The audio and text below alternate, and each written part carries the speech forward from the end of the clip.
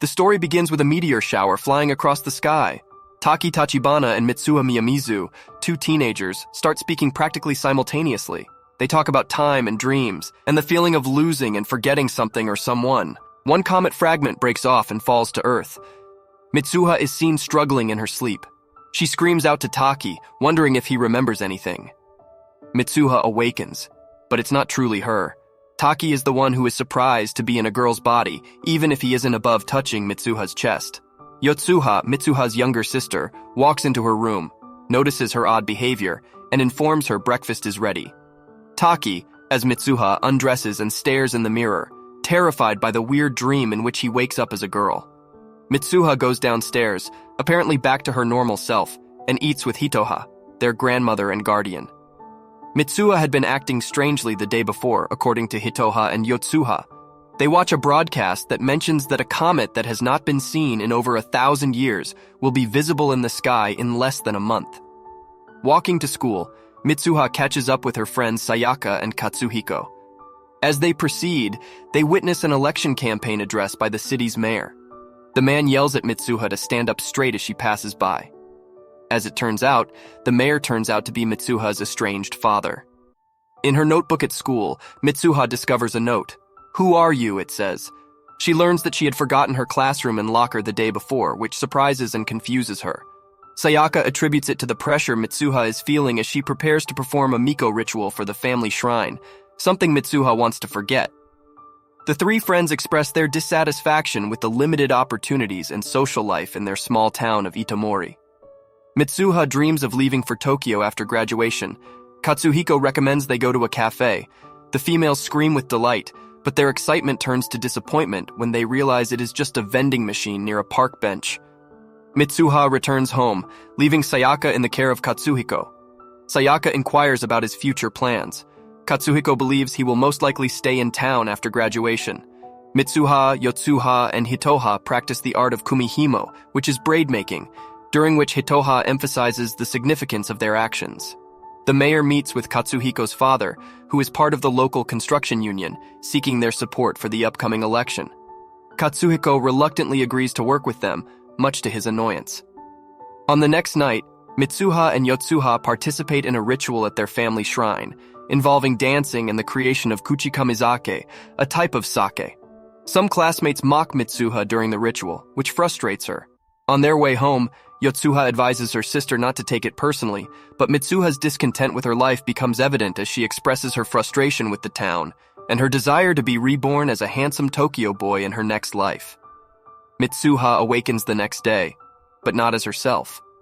She is inhabiting Taki's body. She is deeply disturbed by her physical transformation into a guy. When she realizes she has overslept, she immediately gets dressed and heads out, startled by the fact that she is finally wandering around Tokyo. Mitsuha, as Taki, arrives at school hours late and is approached by his friends Shinta and Tsukasa, who notice Taki's strange behavior as well. They advise going to a cafe, to which Mitsuha quickly agrees because there are none near where she lives. When Taki's phone rings, she discovers Taki has a job at a restaurant and she would be late. Mitsuha goes to work, but becoming Taki is more difficult than it appears. She is unprepared to work in a restaurant and makes blunders all night. It all comes to a head when a man tries to deceive the establishment for free food. When the man tries to instigate a fight with Mitsuha, Taki's elder co-worker, Miss Okudera, walks over and handles the issue, albeit the man tears her skirt with a box cutter out of spite. Later, Miss Okudera tells Taki that she handled the issue according to the handbook, although she wishes she could have done more to punish the man who was plainly deceiving the restaurant. Mitsuha offers to mend Miss Okudera's skirt after noticing the cut. Miss Okudera is taken with this, adding Taki has been changing recently, and she is taken with the fact that he now has a feminine side. Taki is back to normal the next day, having forgotten about the previous day. His co-workers want to know more about his relationship with Miss Okudera, but he has no idea what they're talking about. Miss Okudera enters and wishes everyone a nice day, winking at Taki, who blushes. Taki and Mitsuha have realized their body-swapping dreams are real, and they take steps to help each other if they switch bodies. They each created ground rules for one other by writing messages to each other on their smartphones and in notebooks. Mitsuha's regulations are mainly focused with etiquette, such as avoiding having him take showers as her since he'll see her naked and other social cues. Taki provides her job advice and advises her not to waste all of his hard-earned money on sweets, which simply makes him have to work longer shifts at the restaurant. Despite their best efforts, both can't help but have a little fun at the expense of the other. Taki helps a few people at school fall in love with Mitsuha, while Mitsuha flirts with Miss Okudera, allowing Taki an actual chance with her. Both are enraged by the other's interference, both stating, "I don't want a relationship." Taki swaps places with Mitsuha one weekend day. It happens to be the day Mitsuha, Hitoha, and Yotsuha are on their way to the family shrine deep in the forest. While they walk, Hitoha talks to them about the concept of a union. Whether it is a braid they made, the passage of time, or even the act of drinking, unions are formed every day. The three reach the shrine and make an offering of the sake they brewed throughout the rite. Taki awakens. When he checks his phone, he discovers a text message from Miss Okudera saying she can't wait to meet him. Confused, he checks his phone notes and discovers that Mitsuha had set him up on a date with Miss Okudera, 15 minutes later. Taki hastily dresses and rushes out of his house to see her. Taki meets up with Miss Okudera at a pleasant if pricey restaurant. Taki is scared and unsure how to act despite the fact that they both have a mutual crush. His thoughts are elsewhere.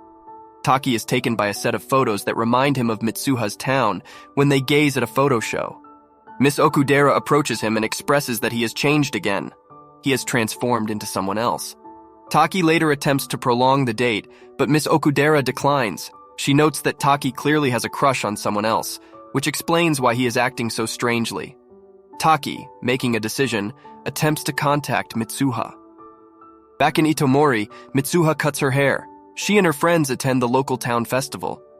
Mitsuha stands in astonishment as the comet eventually becomes apparent. Her eyes widen as she witnesses a piece of the comet break off and fall to the ground. In Tokyo, Taki is disappointed when he fails to connect the call to Mitsuha. He wishes they could switch again, but it never happened again after that night. Taki goes through the motions of life for a few days. He begins to draw Itomori from memory, anxiously attempting to figure out where she lives, but with little success. He chooses to leave the city one day in order to find the town and ultimately meet Mitsuha. Miss Okudera and Tsukasa accompany him for moral support. They are intrigued and enchanted by Taki's mystery girl, but Taki must remain discreet about how he met her. The trio visits several places, but no one knows about the community Taki has drawn. Taki and his companions, on the verge of giving up, stop at a small restaurant. When Taki asks how far away Itomori is, the owner goes silent for a minute before saying that 3 years ago the town was destroyed by a comet fragment, killing over 500 people. Taki is taken to Itomori's outskirts, where he sees little of the town remains. He tries to show his companions the notes Mitsuha left on his phone, but they vanish. He's at a loss for words. The trio visits a local library and reads about the disaster and the names of those killed.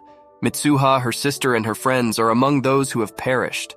Taki is astonished and heartbroken. He is somehow connected to a girl who died 3 years ago. The three of them book a hotel room for the night. Tsukasa inquires about Miss Okudera's thoughts on Taki's recent behavior and his claims about Mitsuha. Miss Okudera, while accepting that everything is unusual, comments that she has always thought Taki to be lovely, but he has become an even better person as a result of this girl. During his sleep, Mitsuha calls out to him to remember. Miss Okudera wakes up the next morning to find a message from Taki telling them to leave him at home. He must first go somewhere. Taki journeys to Itomori and discovers the shrine of the Mitsuha's family. He goes inside and discovers the sake Mitsuha and her sister left there. Taki believes that if he drinks some of her sake, he will be able to make one last connection and possibly save her. Taki drinks some sake, but he trips and falls as he tries to stand up. As he does so, he travels through Mitsuha's life, witnessing her birth, happiness with her parents, the birth of her sister, her mother's illness and death, her father's abandoning of the family and his obligations, her grandma caring for them, and her death by comet. Taki awakens in the body of Mitsuha. He realizes he just has one more chance. When he looks at the television, he realizes it is the day of the comet and the destruction of the town. When Hitoha tries to speak to Mitsuha, she realizes that someone else is inside her granddaughter, as she experienced a similar event when she was younger. Taki wonders if the Mitsuha's family line has these ties. Taki, as Mitsuha, informs Hitoha about the comet, but is told that no one will believe them. Taki still tracks down Mitsuha's friends Katsuhiko and Sayaka and informs them of what is to come. Despite their reservations, they believe her enough to assist her. They devise a plan to destroy the town's electrical grid using explosives stolen from Katsuhiko's father's construction company. Sayaka will then go on the emergency broadcast station and warn everyone to evacuate to the school, which is well outside the comet's explosion radius. They will, however, need to persuade the mayor, Mitsuha's father, of the importance of the situation. Taki visits Mitsuha's father, but all he sees is his daughter's insanity and orders her to see a doctor. Taki, enraged, takes him by the tie and says, "You son of a..." But they both come to a halt. "What is your name?" Mitsuha's father inquires, noting that his daughter is not present. Nonetheless, the warning goes unheeded. Taki rushes up to see Mitsuha, believing his body with Mitsuha within is near the shrine. Meanwhile, Mitsuha awakens in Taki's body in the current day and discovers that the town has been devastated. "Does that mean I died?" she asks. Mitsuha recalls going to Tokyo in the hopes of seeing Taki, believing that even though they were officially strangers, they would recognize their connection once they met. She happened to meet him on the train, but he didn't recognize her as their connection wouldn't begin until 3 years after her death. She exits the train, heartbroken, but Taki detects something and calls out to her. She pulls her braid out and throws it to him, urging him to remember her name. She was the one who linked them together by giving him the braid. Finally, Taki and Mitsuha reunite at the shrine, but they cannot see each other because they are separated by time itself. However, during the magic hour, in a specific spot, they can catch a glimpse of each other and meet for the first time. Taki returns her braid and she ties up her hair. He tells her what is going to happen and that there are things she has to do. Taki recommends they write their names on each other's hands so they don't forget. Taki writes his name, but the link breaks when she tries to write hers. Taki regains consciousness on the borders of the still-destroyed Itomori. He has no recollection of why he got there, nor of the name of a female who haunts him. He then returns to Tokyo. In the past, Mitsuha, aware of what is about to happen, executes her plan with her friends. They use explosives to detonate the power grid, resulting in the activation of emergency power. In order to persuade people to go to the school, Sayaka informs the entire community of forest fires. Though some people heed the warning, not enough do. In addition, the mayor is attempting to determine who is issuing the misleading warning. Sayaka is eventually captured and the alert is switched off. Katsuhiko warns Mitsuha that unless she can persuade her father, all is lost. Mitsuha starts running, but she grows increasingly discouraged because she can't recall Taki's name. She trips and falls while staring at her hand. She discovers that Taki wrote, "I love you," instead of his name. She continues to run, shocked and in tears, finally reuniting with her father in a building. The comet fragment continues to strike the town, destroying it. 5 years later, Taki has completed high school and college, seeking employment as an architect. However, his idealistic views on city preservation during disasters make him appear foolish to potential employers, resulting in very few job offers. Taki receives a call from Miss Okudera, who requests a meeting. They catch up and she mentions the trip to Itomori. Taki claims he has no recollection of that day or why he became obsessed with the place. As it turns out, reality has shifted. Mitsuha was successful in convincing her father of the danger. This, together with her bold strategy, resulted in the evacuation of the whole town to a location outside of the blast radius. Despite the fact that the town was destroyed, no one died. Nevertheless, Taki remains oblivious to his involvement in averting the tragedy or the girl he helped rescue. Miss Okudera tells Taki as they part that she hopes he finds happiness one day.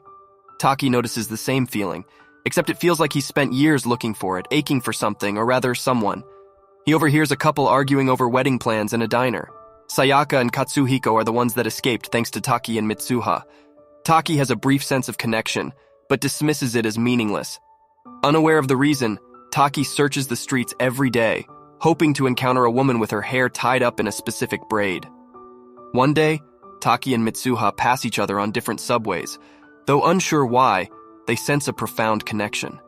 They frantically search for each other throughout the city, eventually spotting one another at the top and bottom of a staircase.